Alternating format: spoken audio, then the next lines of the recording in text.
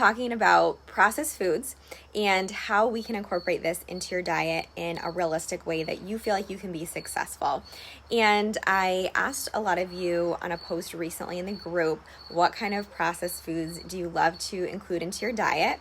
Hey, Nicole, that make you feel successful to reach your goals. And some of the things you guys said were awesome. Bag salads, chicken sausage, applesauce, different things like that. And those are awesome to include into your diet to be successful, because we can't always have fresh produce and fresh options all the time. So it's really important that we can understand how to ditch this like perfect eating concept. So processed and packaged foods have really gotten this bad rap in the health and wellness space. And many diets preach that whole foods are the only way that you can be successful with your health journey, with weight loss, and processed foods have really been the culprit for obesity, diabetes, hypertension, and yes, absolutely. If your diet is majority of the time coming from more of these highly processed foods, fast food, eating takeout frequently,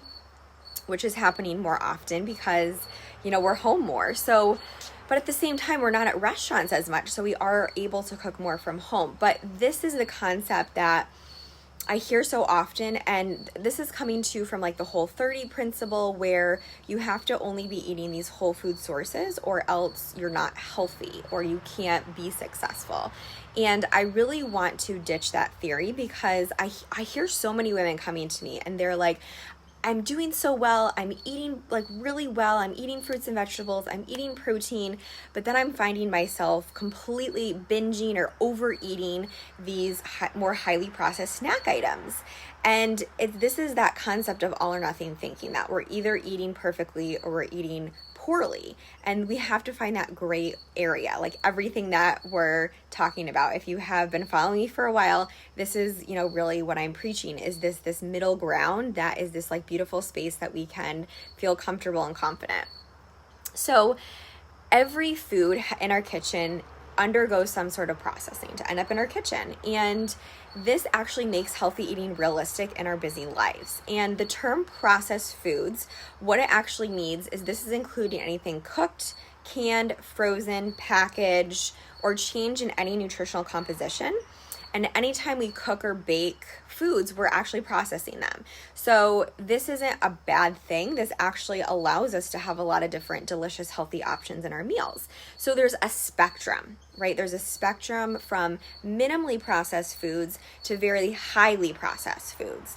Minimally processed foods are going to be things like bag salads, cut up vegetables, roasted nuts, all these like pre-cut veggies that if you are busy, these are going to be a huge game changer for you to be successful, to having them cut and ready to go in your kitchen.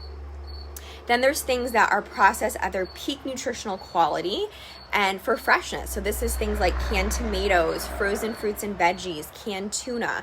All these things are picked at their peak quality and then frozen or canned to be eaten later. So foods that have added ingredients for flavors and texture are going to be things like jarred pasta sauces, salad dressings, yogurts, cake mixes, and these things can have a lot of additives in them. So jarred pasta sauce can actually have a lot of added sugar to it, and same thing with yogurt, same thing with salad dressings. If we're decreasing the fat in the salad dressings, there's likely going to be a lot of added sugar to them.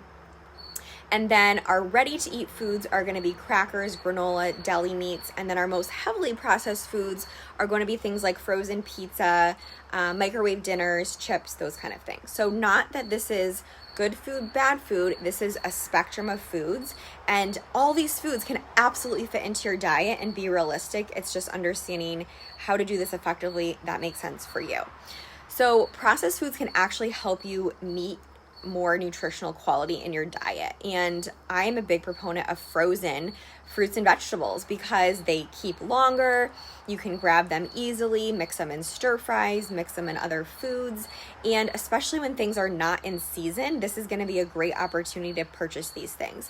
If there's fruit and vegetables that are in season, it's going to be less expensive to buy them in season because there's more abundance of them, and they're going to probably be better quality, sweeter, taste better. But when you're looking at canned items, so say for example, like canned fruit, so you want to look at the ingredients, and with canned fruit, you want to look for it being stored in water versus in syrup. And then same thing with tuna being stored in water versus the oil. The oil is just going to add a lot more fat that you really don't need to add to the white tuna.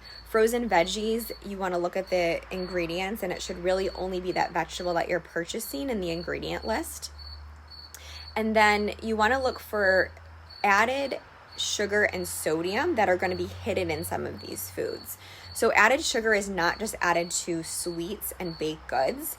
This can also be added to bread. Bread actually can have a lot of added sugar in it. And this is actually to caramelize and create that brownish color that bread has. So if it's a highly processed bread, they'll sometimes add sugar back into it to get that caramelization and that brown look. And there's also can be a lot of sugar in the pasta sauces.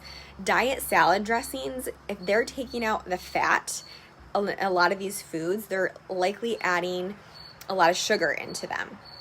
Same thing with gluten-free products. They're taking out a lot of the gluten in there, and a lot of times they're adding sugar into there because you're still looking for a quality product that tastes good, and that's how this is being substituted.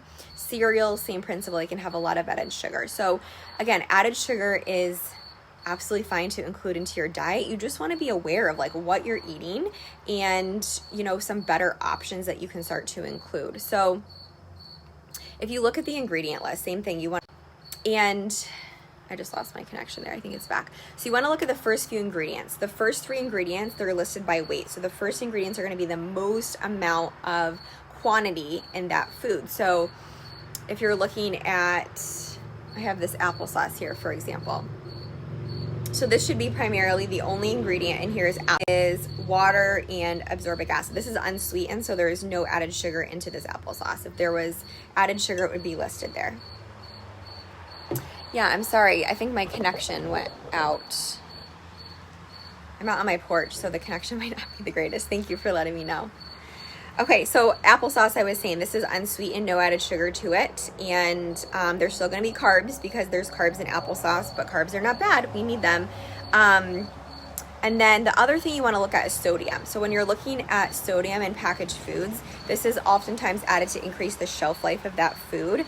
And so my rule of thumb for the sodium is, yeah, you want to look for, you know, a lower sodium, no added salt, but also if you look at the nutrition label, if you look at the percent daily value on the right-hand column, you want it to be ideally less than 20% of the daily value of added sodium, for that food. So any food that's going to be higher than 20% of the daily value is higher in that nutrient, lower than 5% is lower in that nutrient. That's just a general rule of thumb for any nutrient on a nutrition label, but this really depends on what your goals are and what the total foods that you're having during the day.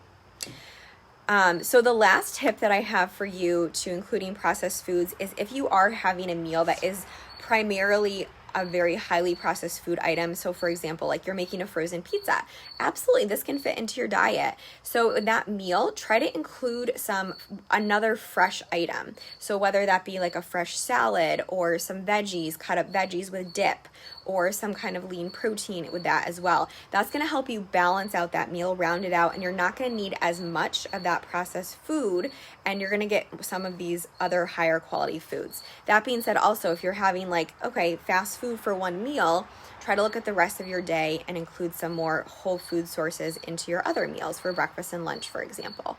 So again, it's just balancing out your days, your weeks. One meal, one food is not a deal breaker when it comes to eating healthy and meeting your goals. So I hope that was helpful. as you're going to do your grocery shopping this weekend, just start paying attention to things more, to start looking at nutrition labels and being aware. Awareness is the front door to change, to creating that you're looking for. So let me know if you guys have any questions about this. If you're watching this as a replay, say hi to me, comment below. I love to hear from you guys. Ask me questions if you have them. And if you're watching this live, Nicole said hi. I think someone else jumped on. I can't always see you guys. But I hope you have a great rest of your Friday, and we'll talk soon. Bye.